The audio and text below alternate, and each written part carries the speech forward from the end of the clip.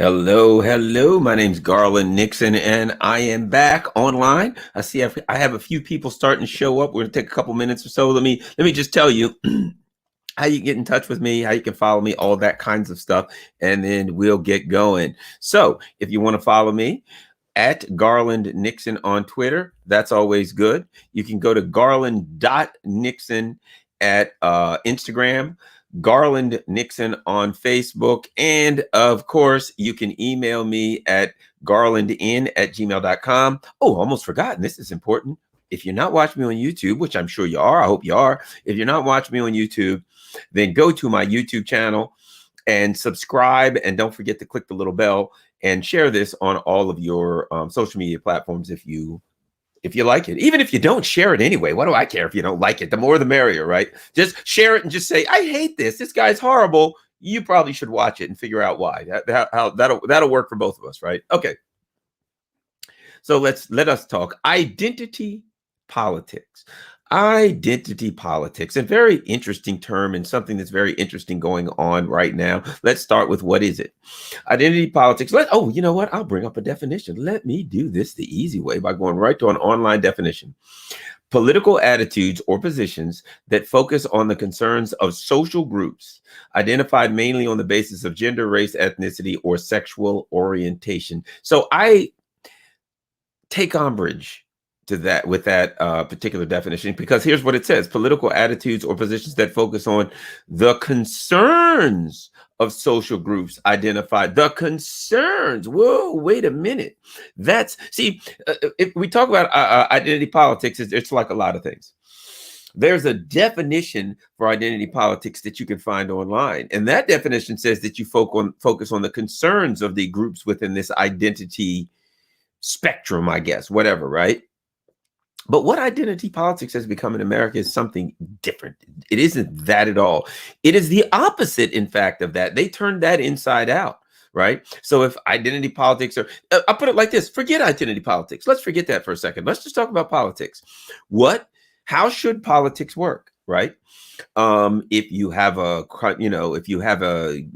country, whatever, the people in the country should be able to select their politicians. They should be able to have input on, what laws they have. If the politicians they put in don't move in the direction they want, they should have ample ways to change them. They should have transparency so they can see what's going on from their government.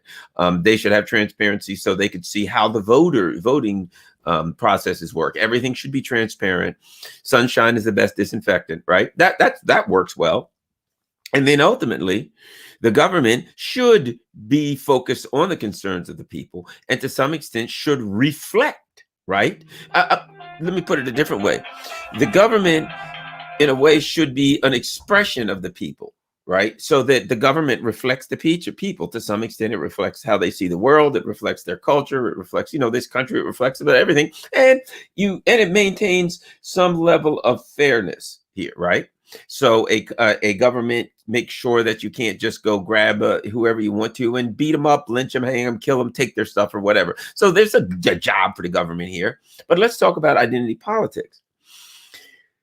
And let me give you an example. An example works like this. You, Garland, are a Black person, and that person there is running, and that person's a Black person. Therefore, you should vote for him, or you should support him, or something like that, because they're a Black person, right?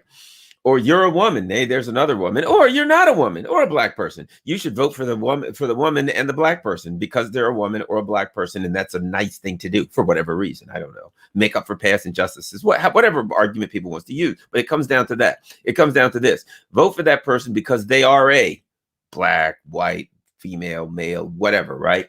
The problem with identity politics is it doesn't bring into account the fact that people have actual needs and want actual input into their government. So then, under identity politics, the only thing I need to know before I'm going to vote for somebody, only thing I need is a picture of the candidate. I don't need to know a little brief and find out whether they're gay or not, I guess, something like that, right? Something that's not relative to their policies. See, in reality, if I'm voting, if I'm a voter, if I'm an informed voter, what does an informed voter mean, right? Let's say I have two people I'm selecting from. I should understand the laws in my state. I should understand the laws in my state. I should understand the issues and problems in my state, what I want changed, what I want to stay the same. But most importantly, I should understand the policies that are advocated by these two particular candidates and the difference in the policies that are being advocated by these two different candidates, right? That way I can make an informed decision. But what happens if I simply look at the candidate and say, that's a woman, I'm going to vote for her. Oh, there we go. That's a male. I'm going to vote for him. That's a whatever. I'm going to vote for that person, right? What happens? It negates the part of politics where policy is created, the part of politics where the political arena, where the needs, wants, beliefs of the people gets transferred upwards to the politician. How does that happen? Because I know the politician's policies. I agree with a politician's policies. I've vote for that politician based on policies. So now I'm putting a politician in office that is likely to some extent, I guess, to reflect the policies that I believe in, right? As opposed to, hey, there's a woman or whatever the case may be. Now I haven't discussed policies. That person could advocate for policies that I oppose, all policies that I oppose. But what I'm supposed to say is, I don't care about their policies. I'm voting for fill in the blank. And that's the problem. Now, some may argue, well, that is a problem. That's an issue with identity politics. I would argue the opposite. I would argue that's a feature of identity politics. I would argue that what I'm saying is that is, in fact, why they do it. That's why identity politics are pushed. Look. If my politics are, you're a working class person, you're a poor person, working class, working poor, anywhere in that, working class on down. And I'm advocating for policies that's going to give all the money to the rich people. That's going to do everything the rich people, and you're going to get nothing but screwed. You're going to pay taxes. You're going to work like a dog. You're going to get laid off. Everything bad. You're going to work hard and nothing good's going to happen to you. And all your money's going to go to the top 1%. You probably shouldn't vote for me. So how do I convince someone to vote for me when the policies I advocate for are the worst possible thing for their lives? I have to come up with something else. I think that's where identity politics really is. I think it's intentional. I think that's what it's really all about. It is a way to get away from the discussion of policies, of what people believe in, and simply say, support this person because of what they look like, because of their background, where they came from, their DNA, the color of their skin, their sexual orientation. But that, as I said, that is a feature of identity politics. 100% a feature of identity politics. And it's just so clear and blatant. And because what happens now is this. This is why identity politics is necessary, and so many other things are necessary. When the government does not reflect the wants and needs and beliefs of the people, right? The government just can't come to you and say, vote for me for these policies, because the government knows this. You don't like these policies. These policies are not to help you. They're going to hurt you, but they're going to send all the money to the rich. So if I just say that, you ain't voting for me, are you? So now I have to come up with something else. Vote for me because I love America. Look, here's a picture of me with my dog and my shotgun and a hunting vest and a wife and a this and that, and right. And so you can look and say, well, Garland looks like me. Garland thinks like me. Garland is similar to me. You had no talk about that Garland's policies are going to screw you to the wall and leave you penniless, broke with no health care. No, we're not going to talk about that. Garland has on a flannel shirt, a shotgun, a retriever, a bird dog, and 2.5 children in a minivan. There we go. I can look at Garland and say, I'll vote for Garland based on all of these things about his identity that are completely irrelevant to his politics. And that's part of how we got where we are today. Part of how we got where we are today is not just identity politics, but similar political strategies. Political strategies that say to a person, vote for me on something other than the policies that I advocate for. Because if you vote for me on the policies that I advocate for, you ain't voting for me, because I'm gonna screw you, you working class schmuck, right? So there's lots of other things. They come up with cultural issues. Vote for me because they don't love God. Vote for me because they do love God. You know what I mean? Vote for me because this person's gay or this person's straight. Vote for me because I'm brown. Oh, because I'm tall, I'm a woman, I'm a trans, whatever, right? But all that was necessary. See, what people don't realize is this. Identity politics didn't come along and create a government that doesn't work for you. There's a government that doesn't work for you, and it needs some ways to get you to still support it. Identity politics is simply one of those ways. It's the do-gooder side, right? It is the people that say, vote for me because I'm going to do good, and it reaches out to the do-gooders, the potential lefties, I guess you would say that, right? Well, you want to do good, don't you? Yeah, I want to do good. That's when they say things like America, a force for good, and then they go around the world and they overthrow countries and they steal their stuff, right? And then they lie to you over and over and over again. So it's representative of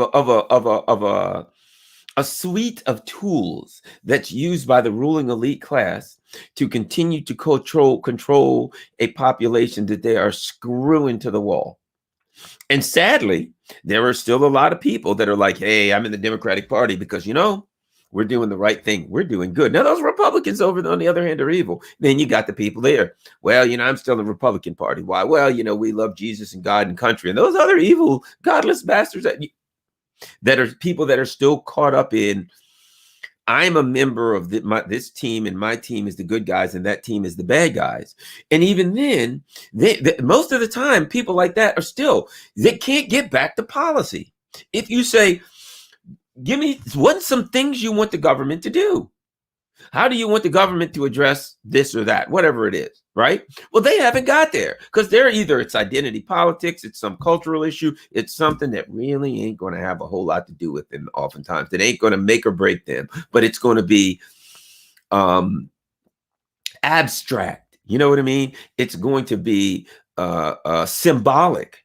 Right? Hey, you won. Why? Because somebody who looks like you got elected. Well, how do I win? Well, symbolically you win. Well, I can't eat symbolism. At the end of the month, when or week, whatever, I go to the grocery store. I got a cart full of stuff, and the guy says, "Hey, Garland, yeah, that'll be $220." And I say, "Well, Kamala Harris won the election, and symbolically that means I'm a very wealthy man." He'll say, "You know what? Let me see your hand. Yeah, buddy, you got an empty hand." That's what that is. And so when we are told over some social issue, and that isn't going to change anyway, and we're told vote over based on the social issue, which all identity politics is just another social issue, right? But vote for me based on identity politics, on this social issue, on whatever the case may be, but not on something that will materially affect your life on a day-to-day basis. That's what this is all about. So if I got to sum this up, I'm not going to go on much longer, but if I got to sum up my thoughts on identity politics, it works like this. When you have a government that acts in defiance of the citizenry, when you have a government whose priorities are not aligned with the citizenry, right? Joe Biden gets elected and people are like, well, people are getting evicted, people are hungry and homeless, people are broke, there's a pandemic going on. What are you going to do? What does Joe Biden do? He does a lot of big fat talk, but what does he do? Within the first month that he's been in, he's building a new air base in Syria. Hey, he's building a new army base in Syria. In Syria, we're not by law. We have no legal authority to be in Syria. So Joe Biden is upping the ante to illegally occupy a country. What else has Joe Biden's done? He's pretty much said not going back in the Iran nuclear deal. What has he said? He's screw the Afghanistan deal. We ain't bringing the troops up. On and on and on. He's sent ships over to menace Russia, ships over to menace China. So he's hassling nuclear power. It's a very dangerous thing to do. So again, what happens? The politician gets elected. Joe Biden becomes president, and people have priorities. What are you going to do about the pandemic? What are you going to do about hunger, evictions, food lines, all these things? The Americans don't like to look on TV and see thousands of cars with Americans, people who would love to work, who have been laid off. They worked in a hotel, they worked in a restaurant, they worked in whatever. Everything was closed down. They lost their jobs. We don't want to see those people in food lines. Do something about it, Joe Biden. Do something. This is supposed to be the richest country in the history of the world. The America's like, we got these problems. Do something about these problems. The empire is nothing, but we got to go over here and confront countries around the world. Screw you, hungry bastards at home. They got nothing for you. So that's what we're dealing with. And then in identity politics is just something that arises from that. It arises from the fact. So am I saying this? Identity politics is one of a suite of tools that the government needs because the government doesn't represent the priorities of its people. It doesn't give a crap about its people. It is defending the empires. It is defending its wealthy oligarchical donors. It's trying to convince you who the boogeymen are over there, so you won't look at Iran, look at Venezuela, China, pointing all over, Mexican immigrants, pointing all over the place to keep you from asking them the important questions about why they're not representing your needs, your priorities, why they're leaving you high and dry time and again. That's all identity politics is. I could get into the depth of it, but I mean, in reality, it's this. If I vote for someone, let me say another thing. Identity politics really, interestingly enough, like really mostly like is used to try to manipulate minority groups or use minority groups as human shields, right? Nobody ever says, hey, you're a white guy. Yeah, you should vote for that white guy. White guys should vote for white guys. Hey, let's all vote for. Nobody ever says that, do they? Ever, never, ever. They'll say, hey, she'll be the first woman or whatever. So it is, to me, it's like using minorities for human shields to say, I'm going to use the status of this person as a minority to get you to support them politically. But when they do that, it's always a person who just stands up for the billionaires anyway. I mean, it's not like they're going to have some grassroots person who's going to stand up for the little guy, who's going to oppose foreign wars, who's going to oppose Wall Street, who's going to question the military industrial complex, who's going to question Silicon Valley. I don't care what your ethnicity, race, or sexual orientation is. I guarantee you this. You try that, the system's going to come after you. If you stand up for that system, I don't care what your race, sexual orientation, gender is, the system's going to support you. That's the bottom line. So the system's going to give all kind of reasons why they support you. See, here's the thing. The system itself, the oligarchs, the people that run this thing, they make their decisions based on policy. They look at a candidate and says, and they'll say, I'm a billionaire in the oil market. Does candidate X, this candidate here, will they support the oil market, the things that I want in the oil market? Will they deregulate the oil market? They don't care what color they are. So they say, yes, I like that candidate. And that candidate happens to be a woman. So they're like, okay, that candidate is going to make me millions. And that candidate happens to be a woman. All right, here's my plan. Hey, everybody, vote for her because she's a woman. They're not voting for her because she's a woman. They're voting for her for their voting policies. They're voting their pockets. That's what you got to understand. The powerful rich people already do it. They vote their policies. They vote their pockets. And then they say to us, vote cultural issues, vote identity politics, vote anything but your issues. Because if we do the same thing that they do, if we vote our policies and our pockets, if we vote based on the candidates that support the things that we believe in, they're going to be out of luck because they're not going to get a bunch of people to give everything to the billionaires. That's what's interesting. All right. Thanks a lot. I want to thank everybody there. Let's see how long we've had. 18 minutes and 40 some seconds. Well, that's plenty for me to yap. Hey, do me a favor. Follow me on Twitter at Garland Nixon. Of course, Facebook, just plain old Garland Nixon. Email garlandn@gmail.com. And last but not least, please go to my YouTube page. If you're not already there, I want you to to subscribe and to ring the little bell so that you can get notifications whenever I'm on. Peace. Thanks a lot. Voltaire. Voltaire. I got a great song. Voltaire E. I got a great book called Voltaire's Bastards. I got another one that I was thinking of. No, Voltaire's Bastards, John Ralston Saul. That's a fantastic, incredible book.